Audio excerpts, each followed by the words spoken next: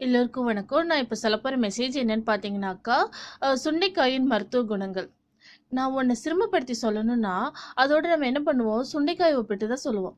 ஆனா, குட்டி குட்டியா இருக்கிற சுண்டைக்காயில பல சிறப்புகள் தன்னகத்தை கொண்டிருக்குது. உதாரணமா, சுண்டைக்காயில நமது ஆரோக்கியத்தை மேம்படுத்தும் புரதம், கால்சியம், இரும்புச்சத்து போன்றவை நிறைஞ்சிருக்கு. அதனால தான் சுண்டைக்காயை அவ்வப்போது நமது உடவுல உடம் அ சாரி உணவுல சேர்த்துக்கொள்றது ரொம்ப ரொம்ப நல்லது. ஓகேவா? அப்படி உணவுல சேர்த்துக்கிட்டா நமக்கு என்னென்ன நன்மைகள் கிடைக்குங்கிறத நான் சொல்றேன். உணவுல சுண்டைக்காய் அதிகமா சேர்த்துக்கொள்றதன் மூலம் நமது உடம்பின் ரத்தம் சுத்திகரிக்கப்படுவதோடு மலச்சிக்கல், அஜீரணம் போன்ற பிரச்சனைகளும் தடுக்கப்படுதாமா. சுவாசம் தொடர்பான பிரச்சனை உள்ளவங்க தங்களின் அன்றாட உணவுல சுண்டைக்காயை சேர்த்து சாப்பிடணுமாமா. இதனால் விரைவிலேயே நல்ல பலன் கிடைக்குமாமா. சுண்டைக்காயில கால்சியம் சத்து அதிகமா இருக்குது. எனவே இது நமது உடல் ஆரோக்கியத்தை மேம்படுத்துவதோடு உடல் சோர்வையும் போக்குமாமா.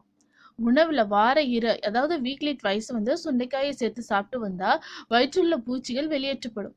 வயிற்றுப்புண் பிரச்சனையும் தீரும்.